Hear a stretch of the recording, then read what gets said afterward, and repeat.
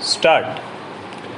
Mr. Chairman, sir, I find myself in a little difficult position having been called to speak after the long, instructive, and informative speech, or shall I say, discourse by the Prime Minister.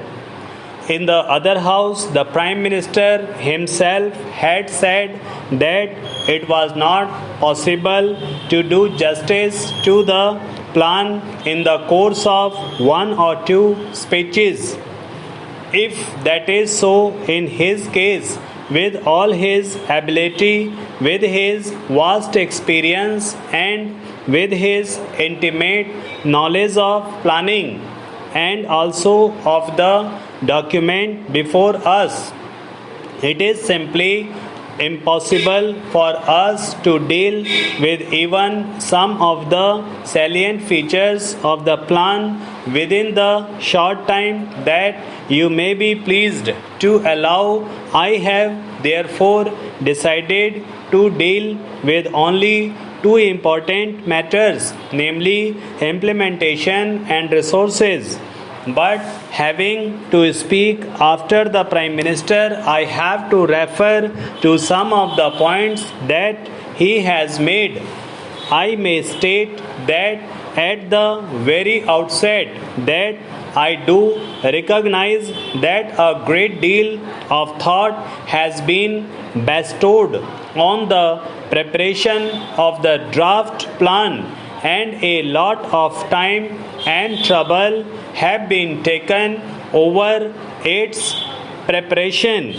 And I also admire the patience and optimism of its authors, and I can even understand its tone or note of optimism that runs throughout the document. Yet I cannot see my way to congratulate them for the document before us, for after 10 years of functioning of a full-fledged planning commission in the country, after the working experience of two plans, I expected a different kind of document, a more realistic and business-like stock taking of our efforts in the past. The picture, as the Prime Minister said, of the India to come is there, that I find that in important parts it is not clear. The lines, they are not at all distinct, and even some of the lines made clear in the previous plans have been blurred, and if they are not intelligible, for instance, certain needs which were described as basic needs of the people have been referred to in this draft as amenities.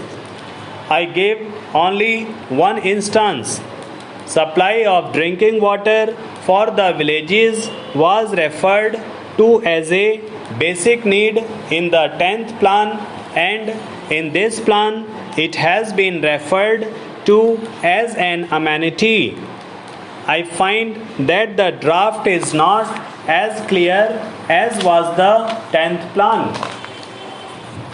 The Planning Commission was appointed after the Constitution had been framed.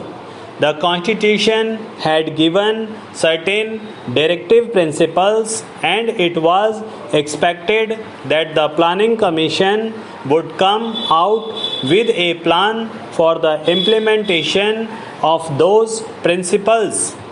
I can give only one illustration. The Prime Minister talked about so many millions of children going to school, but how many millions are there who are not going to school? The directive principle lays down that by the end of 1960, all children up to 14 years should be in school, and now we find that even by the end of the 11th plan, we will not be able to send all children under 14 to school. We will be able to send children only up to 11. I know that there has been difficulties, but then we should be bold enough and honest enough to say that it was an impossible directive that should be modified and that it should not be there. About the other directive principles, I do not want to refer. I do not have the time either. I may point out that while I appreciate the remarkable achievements made, I also have to share the blame for what has not been done. In the 10th plan, you had fixed certain targets. Of course, the prices went up by 20%. Now you are going to make certain incentives in the 3rd plan. I have the authoritative opinion of an economist.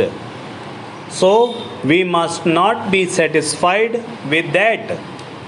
I say I can understand the note of self-satisfaction on their part, because but for that they will not be there and they would have left the job long ago.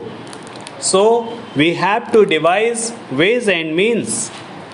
The Prime Minister knows that I have given some thought to the problems confronting us, and I have sent suggestions to him from time to time, and he has passed them on to the Planning Commission.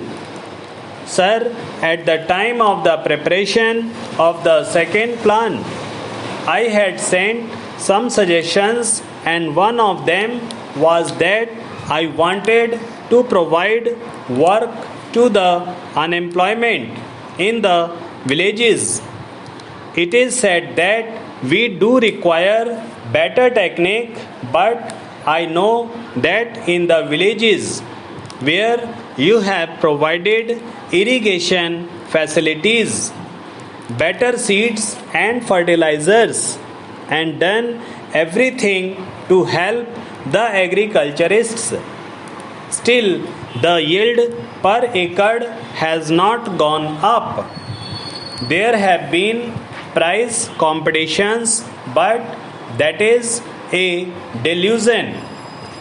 You put so much fertilizers in a place and you can show a bumper crop, but the average has gone down.